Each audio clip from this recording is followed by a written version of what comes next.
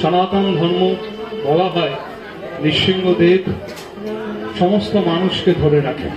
আরো গভীরে গিয়ে ব্যাখ্যা করা হয় জন্ম এবং মৃত্যু তার মাঝখানে যিনি অবস্থান করেন তিনি হচ্ছেন ভগবান নৃসিংহদেব।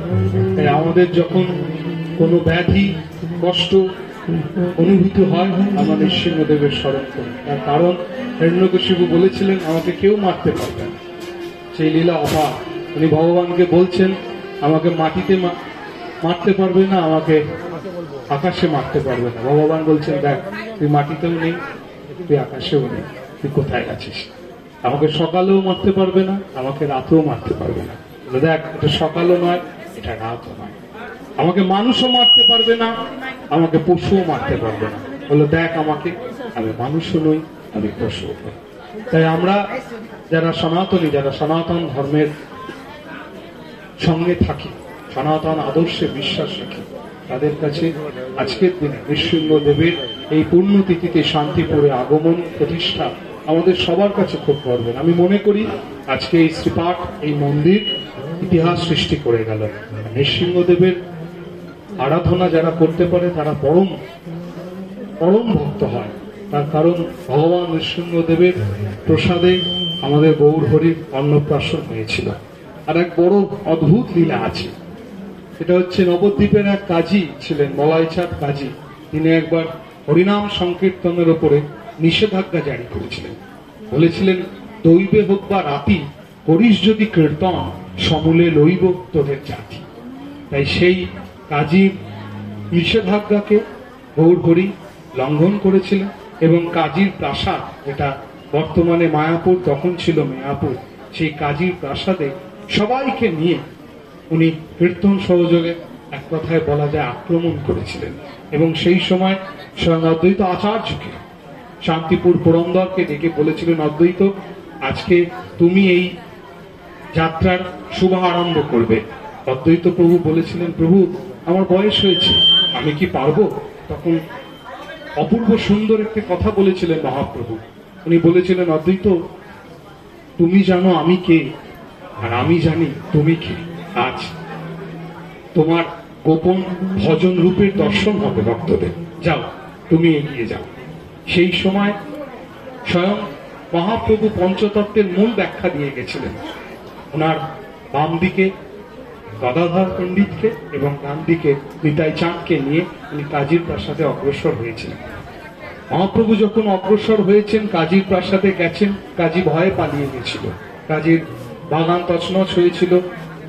এবং তারপরে যখন কাজী এলেন সামনে, কাজীকে প্রশ্ন করলেন মহাপ্রভু যে কি কাজী, আমি এলাম তোর দ্বারে আর তুই অতিথি সৎকার না করে গিয়ে লুকিয়ে পড়লি। তখন কাজী বেরিয়ে এসে বললেন তুমি খুব রেগে এসেছিলে, অতিথি কখনো রেগে আসে না। যে মুহূর্তে তোমার ক্রোধ শান্ত হলো সেই মুহূর্তে তোমাকে আমি অভ্যাগত হেসে পেলাম। তাই তারপরে কাজী বর্ণনা দিয়েছিলেন যে যখন আমি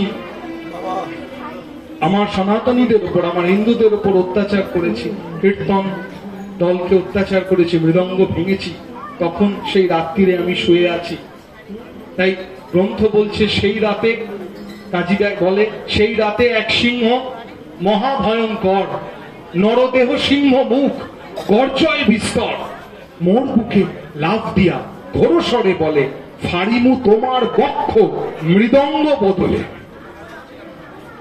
অর্থাৎ কাজী নিজে স্বপ্ন পেয়েছিলেন সেই রাত্রিরে যে স্বয়ং নৃসিংহদেব তার উপরে উঠে বলেছিলেন যে হাত দিয়ে তুমি মৃদঙ্গ ভেঙেছ সেই বুক আজকে আমি আমার হাত দিয়ে ছিঁড়ে ফেলবো।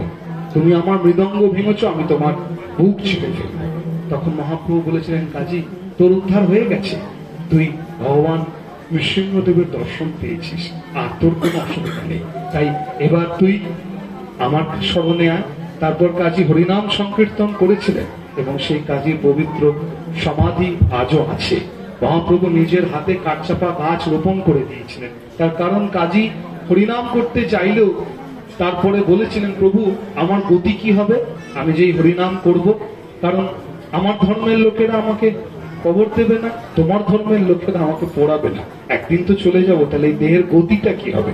তখন মহাপ্রভু নিজে বলেছিলেন কাজী তোর দেহের গতি আমিই করে দিয়ে যাচ্ছি, শ্রীবাস আচার্যকে আদেশ করেছিলেন, শ্রীবাস একটা কাঠচাপা বৃক্ষ নিয়ে এসো। শ্রীবাস আচার্য একটি কাঠচাপা বৃক্ষ নিয়ে এসে মহাপ্রভু নিজের হাতে সেটি রোপণ করে দিয়েছিলেন এবং বলেছিলেন, কাজী যে নাম তুই আজকে পেলি, সেই নাম জপবি, সেই নাম ভজবি, সেই নামের সিদ্ধতায় একদিন এই কাঠচাপা বৃক্ষ মহিরূহ হয়ে পরিণত হবে এবং এই বৃক্ষ তলে হবে তোর সমাধি। এখানে হিন্দুরা আসবে, প্রণাম করবে, মুসলমান ভাইরা আসবে, প্রণাম করে যাবে। আর মনে রাখবি, যেদিন কেউ তোর এই সমাধিতে একটা ফুলও ফেলবে না, সেদিন এই কাঠচাপা বৃক্ষ স্বরূপ হয়ে স্বয়ং আমি তোর সমাধিতে অন্তত দুটো ফুল ফেলবো, এই কথা আমি দিয়ে যাচ্ছি। তাই এই পরম পবিত্র তিথিতে এই কথা আপনাদের শ্রবণ করালাম একটি কারণে, ভগবান নৃসিংহদেবকে স্মরণ করুন। যখনই সনাতনীরা সমস্যায় পড়বে, তখনই আমাদের মধ্যে থেকে নৃসিংহদেব আবির্ভূত হয়ে আমাদের রক্ষা করবে। তাই সবাই ভালো থাকুন, সুস্থ থাকুন, গৌর হরিকে অন্তরে অন্তরে স্মরণ করুন। ভগবান নৃসিংহদেব কি, ভগবান নৃসিংহদেব কি, ভগবান নৃসিংহদেব কি, প্রহ্লাদ মহারাজ কি, প্রহ্লাদ মহারাজ কি, প্রহ্লাদ মহারাজ কি। নিতাই গৌর প্রেমানন্দ।